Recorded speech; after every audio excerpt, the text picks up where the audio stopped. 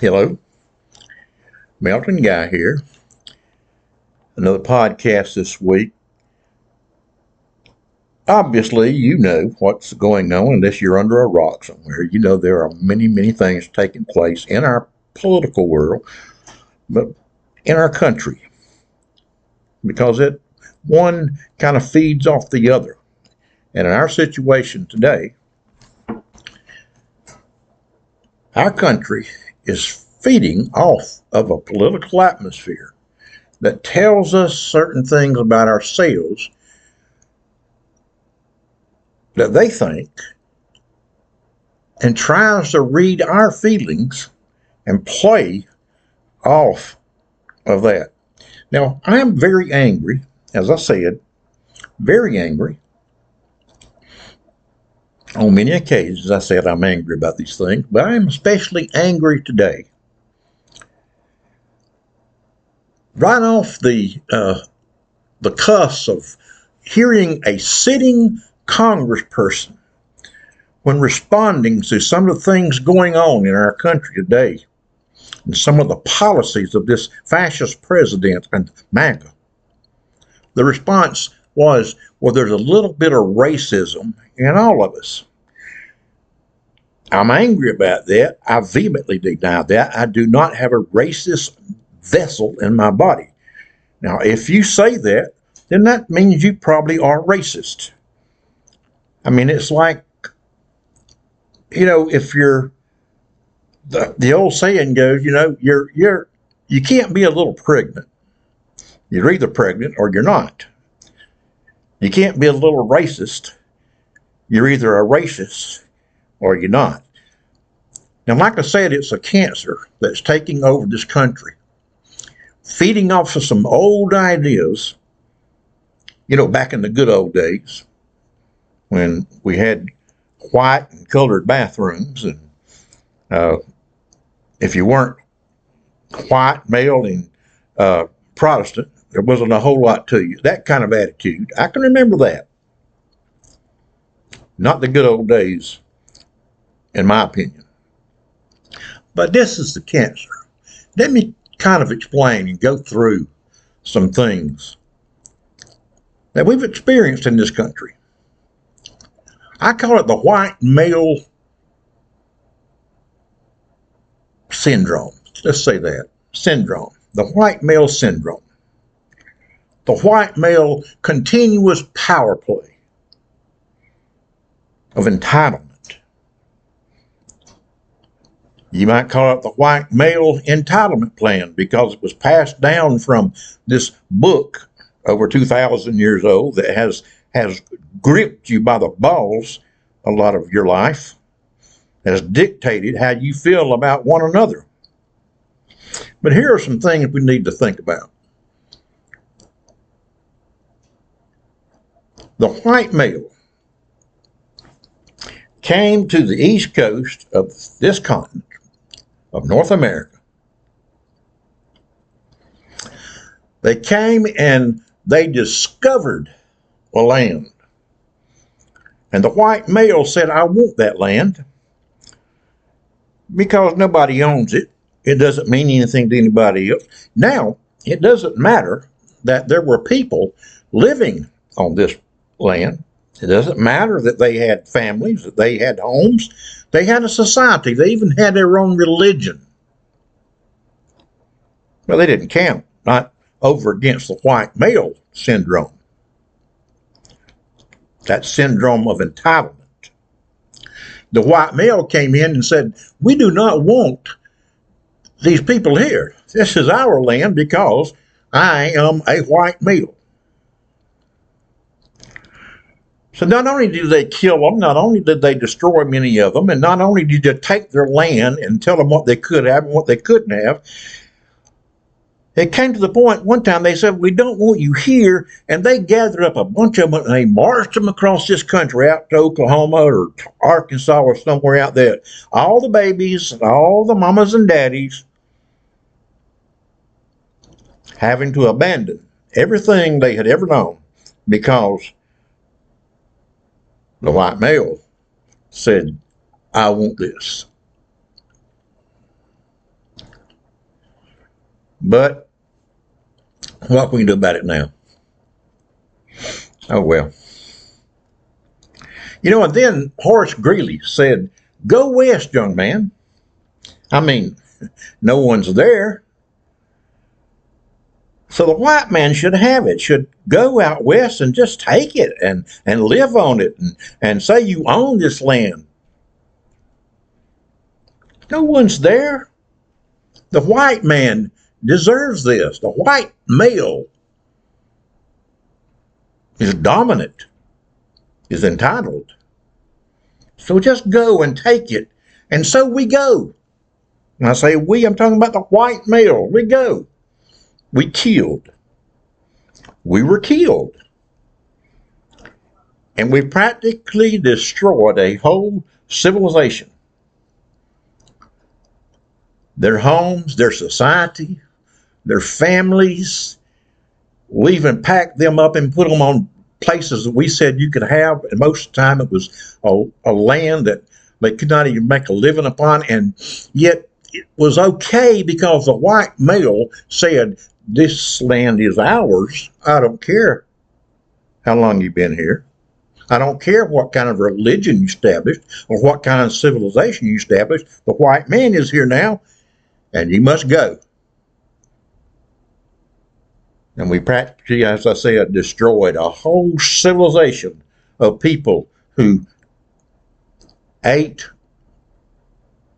loved, had children, loved them, built families, but they had to go because the white male said, "We're entitled." But what can we do about it now? Oh, well. The white male in the South, I'm not necessarily going in order here, but stay with me. The white male in the South said, "We've got a lot of land here and we want to plant cotton and we want to plant this and that. And we want to have these huge plantations, but we got to have someone to work them. So let's go to Africa and other places. Well, let's bring back slaves." And so they did, by the shiploads. I don't know who were more fortunate, the ones that made it or the ones who didn't. But we took those slaves and we did to them what we had done to everybody else, the white male. We took them from their homeland. We destroyed their families. We just ignored their civilization. We ignored their freedoms. We ignored their place in the world and said it doesn't matter because the white man's entitlement takes precedence over that. So let's bring them over here. And we did, and we used them as slaves, and we did all kind of horrible things to them. We separated them. We sold their babies out from under them. We killed their mamas and daddies in front of them. We whipped them in front of their children. We destroyed any kind of society they might have had within our society. No dignity. Never any peace of mind.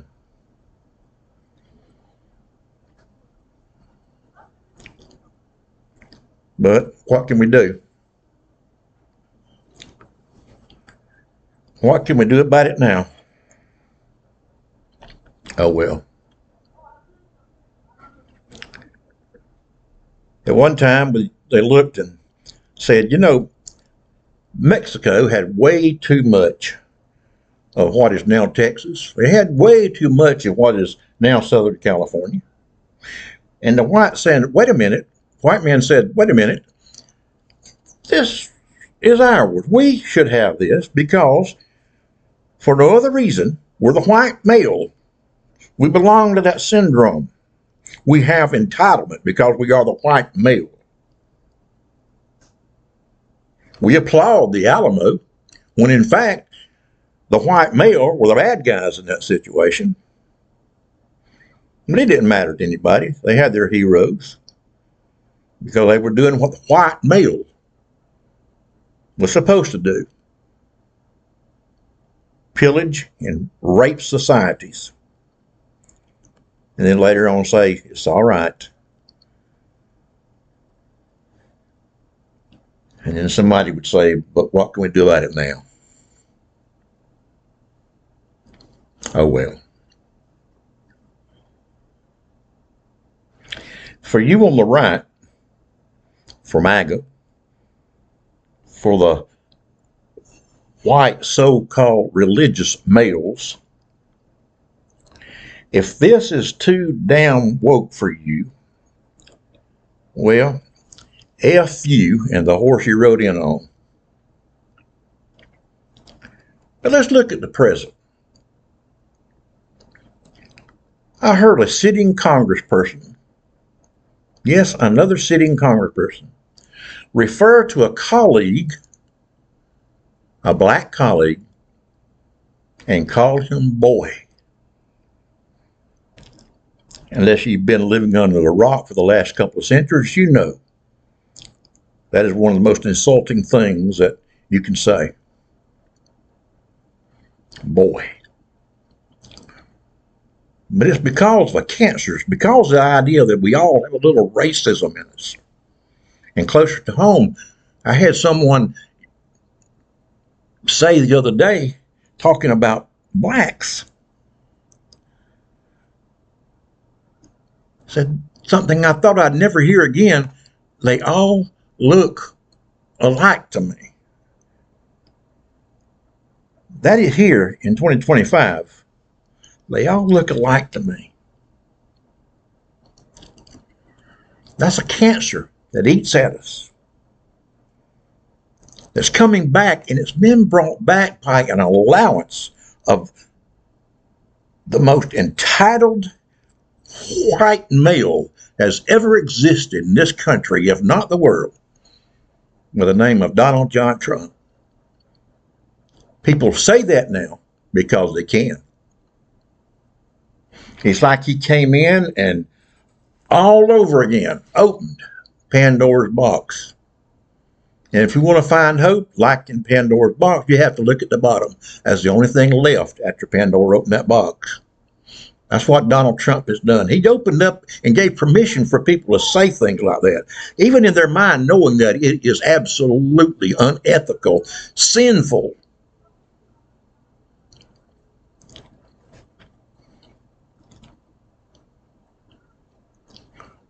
There's absolutely a political system where it says, if you need it, we don't care. There is no aid for you because you do not belong to the right political ideology. Jobs are lost today because of all kinds of things. We can mention tariffs, we can just mention attitude, but jobs are lost because our dear leader wants to show the world his big dick. We have allies that are no longer our allies because this supreme fascist Trump just wants to be the bully on the playground. And because of this Hitler-esque He-Man cowardly crap who hurts seniors, children, and then all those who are not billionaires and all those who do not fall down at his knees and kiss his feet, and on the way down kiss his ass. Illegal deportations, all because someone is not fitting into the white male scenario. No thought to families, no thought to their poverty that they are experiencing. They're thrust upon those probably already treading the poverty level. The rights, the church, the electorate, all responsible, all guilty, all seemingly given no thought to what is right, and what is moral, and what is ethical, and what is of God. You see it as well as I see it.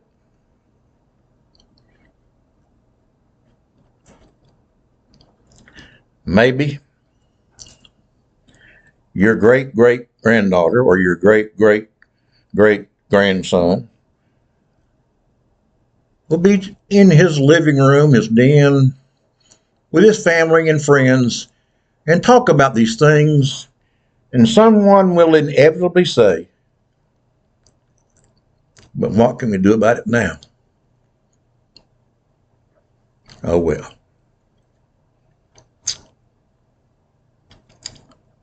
Subscribe if you will. I need your help. There are many things I want to say, but I won't say it to people. So if you will, give me a like. Reach down there and subscribe to my podcast. And I say God bless you to whoever you are. And I'll see you next time around.